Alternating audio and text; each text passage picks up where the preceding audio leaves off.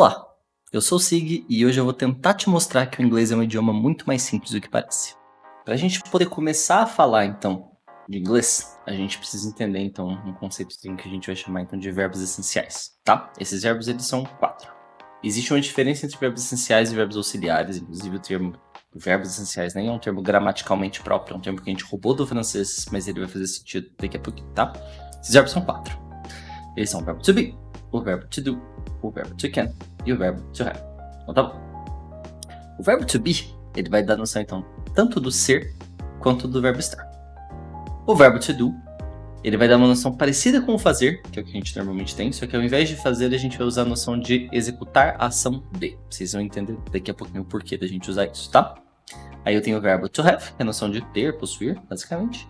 E eu tenho o verbo to can, que ao invés de poder, que é o que a gente normalmente usa, a gente vai usar uma noção um pouquinho diferente, a noção de ser capaz de, porque concorda comigo que quem é capaz de alguma coisa pode fazer tal coisa, certo? Então, basicamente isso. E para que a gente possa começar então a brincar com esses verbos, a gente precisa entender primeiro então quem são então as pessoas ou os pronomes pessoais dentro do inglês. Eles são 6, da mesma forma como o português, certo? Então, eu tenho o I, you, he, she, it em terceira pessoa do singular. Eu tenho o we do plural, eu tenho you de novo para a segunda pessoa do plural, e eu tenho they para a terceira pessoa do plural. A partir do momento que eu tenho então esses pronomes, e eu entendo como é que eles funcionam, eu vou poder então começar a montar frases. E o inglês é interessante que ele vai funcionar a partir de formulazinhas, certo? Então todas as vezes, sem exceção, que eu quiser montar uma afirmação em inglês, eu vou poder seguir então com a seguinte formulazinha. Então toda e qualquer afirmação, ela vai ter a fórmula que ela vai ser então um pronome, um sujeito, mais um verbo essencial, mais um complemento, que ele é opcional. Então, eu tenho, por exemplo, a frase I am Lucas. Todas as vezes que eu quiser fazer uma negação, eu vou ter que usar, então, o not. Então, a formulazinha de uma negação ela vai ser, então, um pronome, mais o verbo essencial, que ele é seguido, ele é acompanhado necessariamente, ele está na frente, então, de um verbo essencial. Então, ele é acompanhado de um not. Então, pronome, verbo essencial, mais not, mais um complemento, que ele é sempre opcional. E se eu quiser fazer uma interrogação, a gente faz uma inversão, certo? Então, ao invés de eu ter um pronome com verbo essencial, eu vou ter um verbo essencial mais um pronome. Então, no caso da interrogação, a fórmula seria, então, verbo essencial mais um pronome mais um complemento e, por fim, uma interrogação. Show! E nisso aí a gente já entra, então, na primeira das conjugações que a gente vai ver. Então, vai ser do verbo to be, que é o primeiro dos verbos essenciais, dentro do presente, especificamente. Então, como é que vão ficar, então, as formas do verbo to be conjugadas no presente? Eu vou ter, então, I am, eu vou ter o he, o she e o it, que são os pronomes singulares, como is, e eu vou ter o we, o you e o they, que são os pronomes plurais, como are. Então, isso aí já é a primeira coisa interessante que a gente consegue observar. No inglês, para todos os efeitos, ainda que o you ele seja usado tanto para a segunda pessoa do plural quanto para a segunda pessoa do singular, o you ele vai ser sempre visto como um pronome plural na parte da conjugação. Tá, o que isso quer dizer? Isso implica, então, que se eu estiver conversando, então, com você, eu vou estar falando you are, mesmo que eu esteja falando com uma única pessoa, certo? Então, se eu entro numa sala e eu falo you, vem aqui, o meu ouvinte ele não consegue entender se eu estou falando com 1, 3 ou 27 pessoas, tudo bem? Então, independentemente se eu estiver falando com uma única pessoa ou com outras 7, necessariamente esse you vai continuar sendo you are, não posso só you is. Como é que exatamente eu posso colocar isso na prática? O inglês ele é um idioma consideravelmente mais fácil do que o português por um fator muito simples. Ele não trabalha em geral com conjugações. Isso não é verdade para 100% dos casos, mas a maior parte dos casos em inglês, os verbos eles vão ser conjugados, o que é alegria, alegria. Tá, então o que é que isso implica? Isso implica então que sempre que eu quiser brincar de fazer uma frase, tudo que eu preciso fazer então é colocar o verbo meio que no modo infinitivo dele dentro dela. Então, por exemplo, vamos pegar então o verbo andar, que seria o verbo to walk, tudo bem? Para que eu fale então a frase eu ando, o que eu precisaria falar então era colocar então o pronome I junto ao, no caso, verbo andar, walk. Eu teria então I walk. Mas eu tenho um problema. A gente acabou de ver ali na nossa fórmula, uns tempos atrás, que quando eu coloco, que eu não vou montar uma afirmação, eu preciso ter então um pronome, nesse caso I, eu preciso ter um verbo essencial, então ou to be, ou to can, ou to have, ou to do, e depois eu preciso ter um complemento, certo? O verbo to can não é um dos verbos essenciais. Então como é que a frase eu ando pode ser I walk? E aí vem uma das coisas bastante interessantes. Lembra quando a gente viu, então, que o verbo to do é aquela noção, então, de executar a ação de? Tá. Você concorda comigo que o verbo andar é um verbo executável? Então vamos pensar em vários verbos, tá bom? To eat, comer, é executável? É. To run, correr, é executável? É. To sleep, dormir, executável. Tá. Pular, sonhar, brincar, sair. Concorda comigo que todos os verbos são executáveis? Existem dois únicos verbos que não são executáveis, tá bom? O verbo ser, você não executa a ação de ser, você simplesmente é. E o verbo estar, você também não executa a ação de estar, você simplesmente está. Curiosamente, esses dois verbos são o verbo to be. Então o que isso implica? Dado que todo e qualquer verbo é executável, eu, você e a torcida do Flamengo conseguimos entender que eu não tenho porquê eu te falar que eu executo a ação de andar, tudo bem? Mas eu posso. Eu posso perfeitamente virar pra você e te falar I do walk. Inclusive, isso é uma maneira bastante interessante de você reforçar uma mensagem, ok? Então, o verbo to do é o verbo auxiliar dentro dessa frase. Então, quando eu vou falar uma frase como eu ando, existe um verbo auxiliar dentro dela, só que ela tá implícita. Porque como o verbo to walk, assim como todos os outros verbos, são verbos que a gente já sabe que são verbos executáveis, eu não tenho por que necessariamente ficar colocando ele na frase sempre. Porque acaba meio que virando um pleonasmo, sabe? Uma repetição desnecessária. Se eu já sei que ele é executável, você também já sabe, não tem por que eu colocar ele ali. Mas eu super posso, tudo bem? Então, I walk é exatamente igual a I do walk. Eles têm a mesma função de tradução. Você pode usar qualquer um dos dois sempre que você quiser. Tudo bem?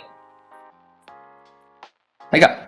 Então a gente descobriu, então, que dentro do presente eu tenho basicamente duas formas de fazer frases como um todo, certo? Eu vou ter frases, então, que vão ser baseadas em cima do verbo to be. E aí ele vai ter que estar sempre conjugado, porque o verbo to be é um dos verbos em inglês que ele vai ser conjugado em todo e qualquer tempo verbal, único, inclusive. Então vai ser I am, you are, enfim, tudo que a gente acabou de ver. Ou eu posso ter frases, então, que vão ser feitas a partir do verbo to do, onde o verbo to do ele é opcional dentro da frase, porque dado que eu entendo que todo verbo que não seja o verbo to be necessariamente é um verbo conjugável, eu não preciso necessariamente colocar ele na frase. Show! Tá. E agora? Antes da gente poder entrar em outros tempos verbais, a gente vai falar de uma noçãozinha chamada gerúndio, tá bom? Tá. O que é gerúndio em português, antes de tudo?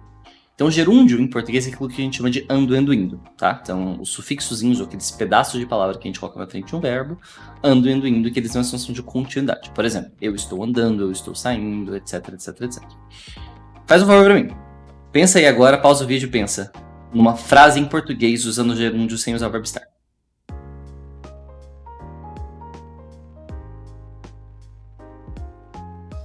Concorda comigo que não tem como?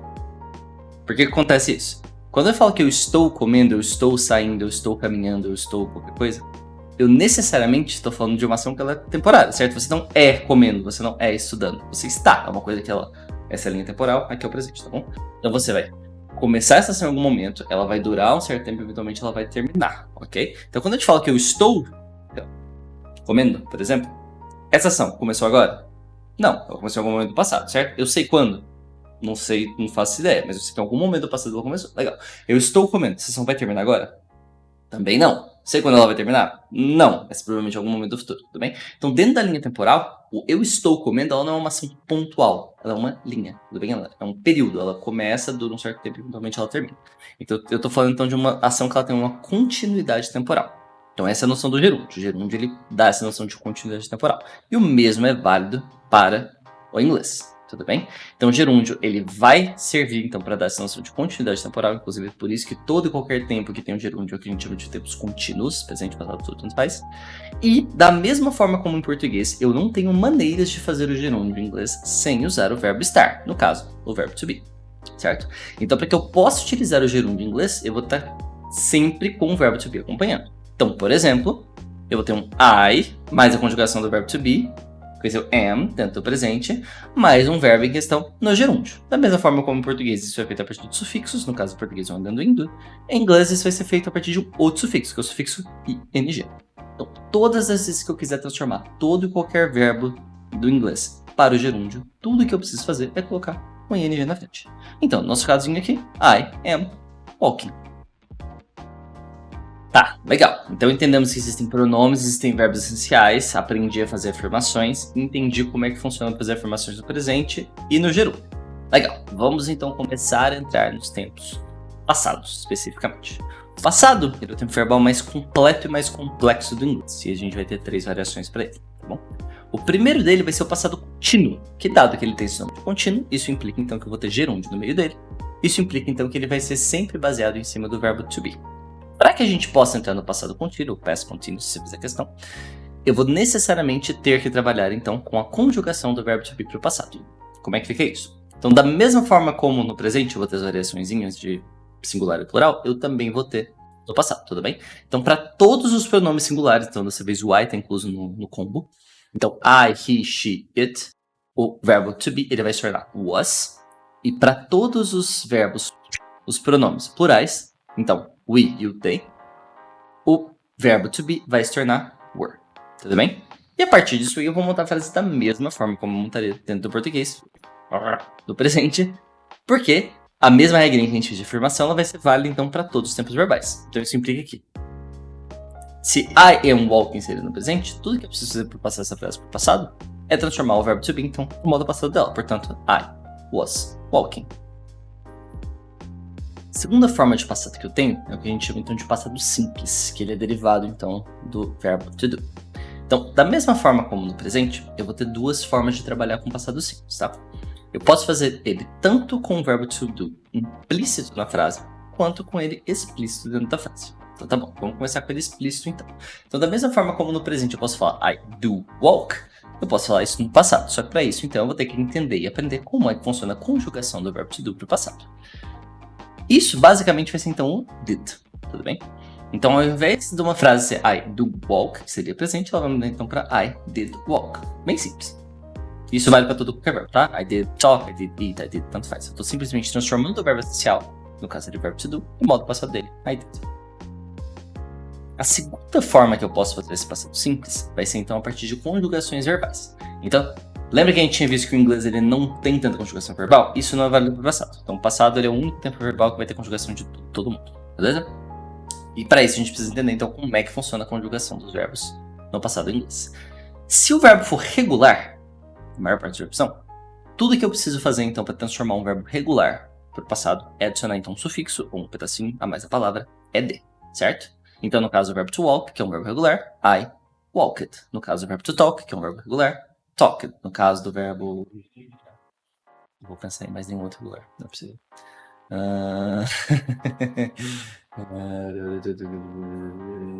Procurando alguma... Look, verbo look, looked.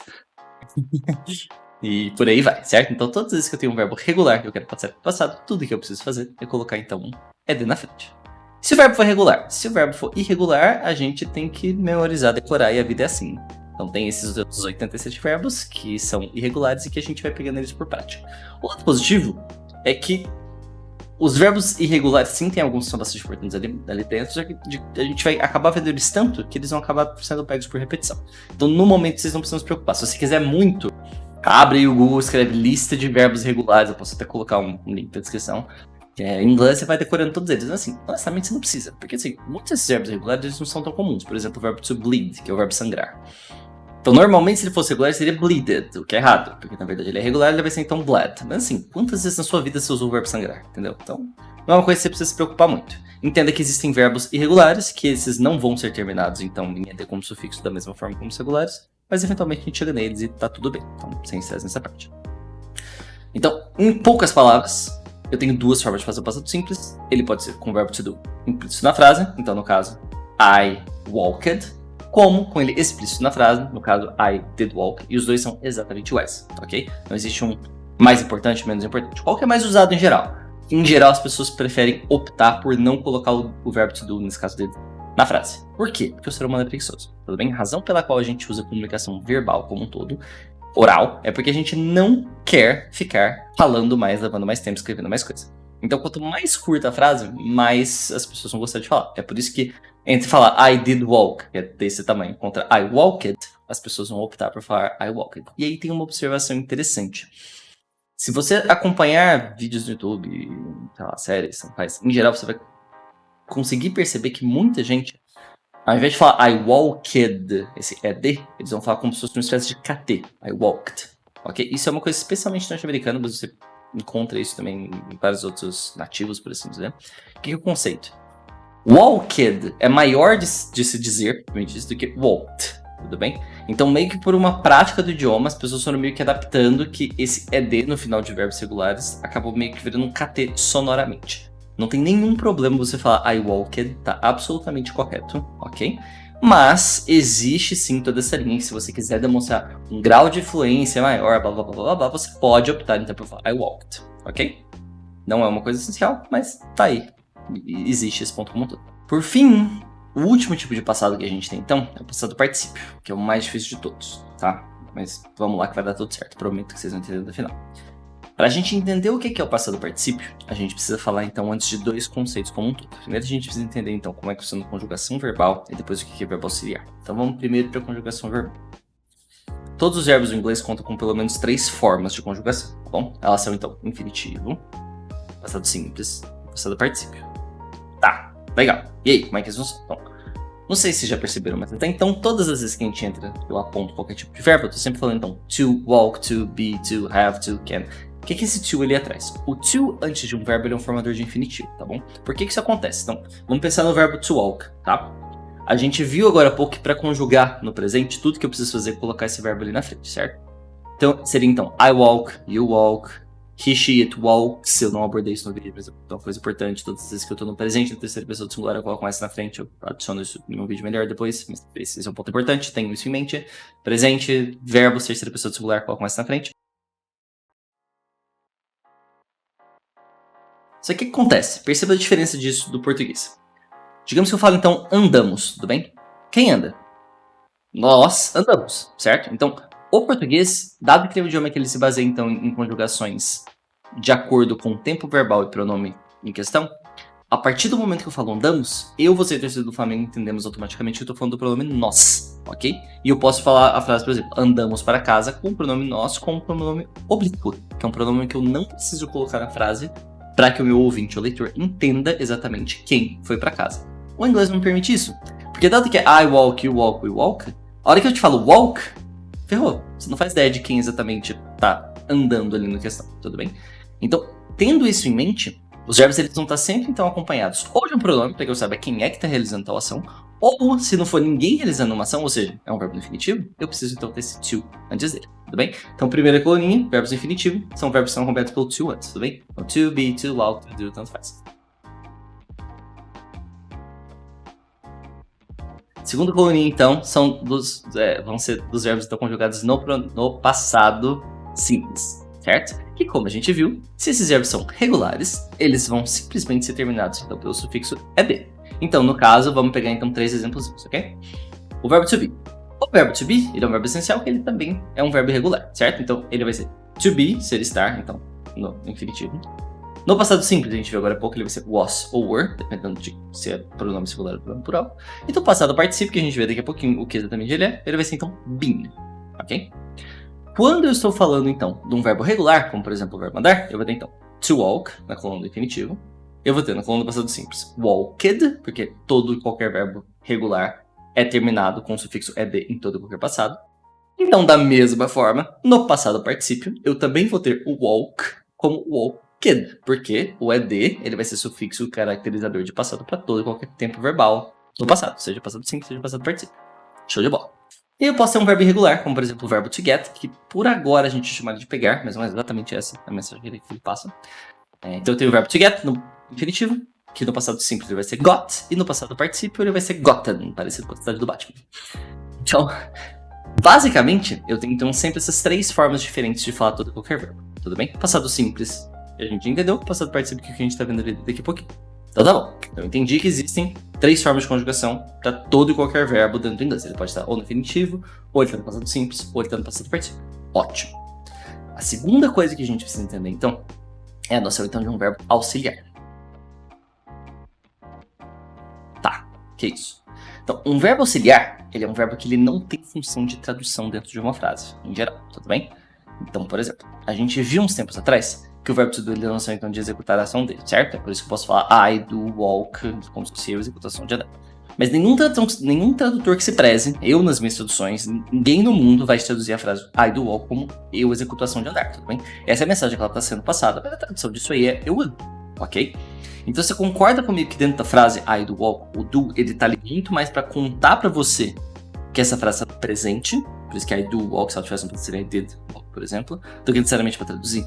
Então é isso que o verbo auxiliar faz, tudo bem? Ele acompanha um verbo em questão, um verbo específico da frase, transmitindo para o seu ouvinte ou leitor em qual tempo verbal a gente tá, tudo bem? Ele funciona então como uma função de uma espécie de anunciador. Ele fala, ó, essa frase aqui tá no presente simples, essa frase aqui tá no passado simples, essa frase aqui tá no futuro, por aí vai, tudo bem? Então, verbos auxiliares não são verbos com funções de tradução. São verbos que contam para o meu ouvinte ou leitor em que tempo verbal eu estou. Então tá bom. A gente entendeu então que todo verbo tem forma de conjugar, uma delas é o passado particípio, e a gente entendeu então o que faz um verbo auxiliar. Então agora vamos falar o que é o passado particípio em si. O passado particípio é o tempo verbal onde eu utilizo então o verbo to have como verbo auxiliar. Tá, legal.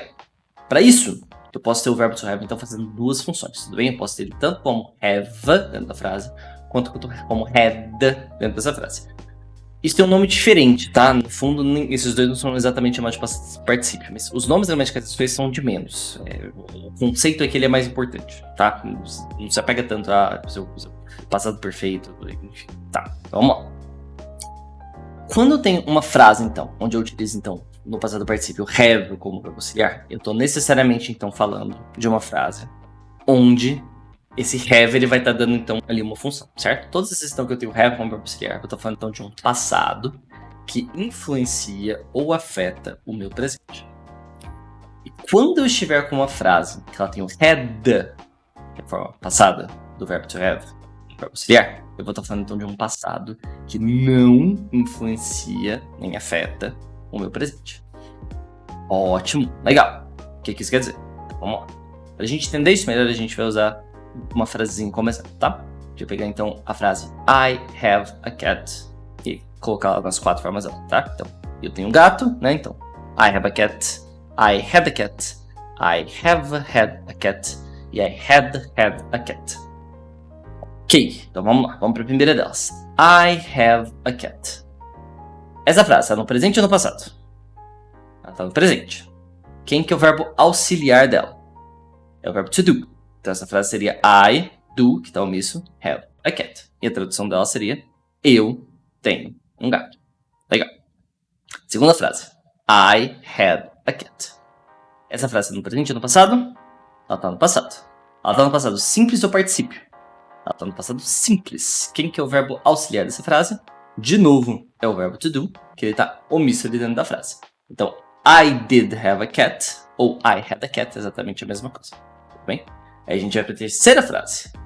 I have had a cat. Essa frase está no presente ou no passado? Ela está no passado. Ela está no passado simples ou particípio? Ela está no passado particípio. Como é que eu sei disso? Porque o verbo em questão ali que está sendo auxiliar é o verbo to have. Então, I have, e ele está transformando o próximo verbo, seja lá qual for, nesse caso, o verbo to have de novo, para o modo particípio dele. Então, I have had a cat. E a quarta frase, mesma ideia. I had a cat. Essa frase está no passado, ela está no passado particípio, e eu tenho had como verbo auxiliar, que está transformando o próximo verbo, que curiosamente de novo é o verbo to have, para o modo particípio dele, que também acaba sendo had. Ok? Tá, ótimo, legal. Então, a primeira frase, I have a cat, ela é eu tenho um gato. A segunda frase, I had a cat, é eu tinha ou eu tive um gato. A terceira frase também é eu tinha ou eu tive um gato. E a quarta frase também é eu tinha ou eu tive um gato. Tá, calma. Então eu tenho 3 formas diferentes de falar a mesma frase, exatamente igual. Médio. O que é o problema? Por que a gente fala então que verbos auxiliares eles não vão ser usados para tradução? Se você quiser, você até pode traduzir essas frases como eu tinha um gato, I had a cat. I have had a cat, eu tenho tido um gato. E I had a cat, eu tinha tido um gato. Mas o que isso quer dizer? Como assim eu tinha tido um gato? Qual que é a mensagem que está sendo passada ali? É por isso que eu gosto mais dessa ideia que eu passo do have e do had especificamente. Porque, basicamente, gente, só, vamos tentar ir naquela linha então. Quando eu te falo então que I had a cat, linha temporal, que é o presente. Se eu te falo que I had a cat, que eu tô te falando aqui, ó, que é o presente. Hoje você tem esse gato? Não. Você teve em algum momento do passado, certo? Sabe quando foi? Se foi ontem, se foi 3 anos atrás? Não sabe, mas você sabe que em algum momento do passado você teve um gato, certo? Então, quando você tá falando I had a cat, tudo que você tá contando pro seu ouvinte é, olha, hoje eu não tenho mais um gato, mas em algum momento do passado, este gato existiu, ok? Quando você fala I have had a cat, você está passando uma mensagem próxima pro seu ouvinte. Você está falando, olha, atualmente, no presente, eu não tenho mais um gato. É meu have. Mas esse primeiro have está falando então que essa ação especificamente de ter um gato, mas se você já não tem ele hoje, ela foi uma ação então que impactou ou que afeta o seu presente até hoje, certo? Se é porque todos os dias antes de dormir à noite você chora de saudade, ou porque o gato te arranhou e você tem uma cicatriz aqui no olho, você não sabe afirmar. Mas o seu ouvinte entende que esse passado do Had a Cat é um passado que influencia ou afeta o seu presente. Bem, então eu tinha um gato e esse ter um gato foi marcante de alguma forma para mim. E quando a gente fala que é had a cat, eu tô te falando então que eu tinha um gato de novo, no presente, não tenho mais gato, eu tinha, não sei quando, mas este passado de ter um gato não afeta nem impacta o meu presente. Então tem uma foto minha, bebê, 2 meses de idade, com um gato do lado. Eu não tenho nenhuma memória desse gato. O que eu sei é que meus pais falam que a gente chama Bilu. E é isso. Então quando você fala pro seu ouvinte, I had a cat, você tá falando pra ele, olha, eu tive um gato. Ele não sabe absolutamente nada sobre a relação sua com esse gato, ou como é que foi ter este gato. Quando você fala I have had a cat, seu ouvinte sabe que ele teve um gato e que o ter um gato foi algo importante e marcante pra você até hoje. E quando você fala que I had a cat, seu ouvinte sabe que você teve um gato, não tem mais, e que este ter um gato não foi marcante ou impactante pra você. Beleza? Gente, boa semana pra vocês e até já. Qualquer dúvida, entre em contato comigo. Ei, se você gostou desse vídeo, deixa seu like, se inscreve no canal e comenta aí embaixo o que foi legal, o que você gostou, o que foi interessante. Me ajuda com seus feedbacks para que a nossa próxima aula seja ainda melhor. Até breve!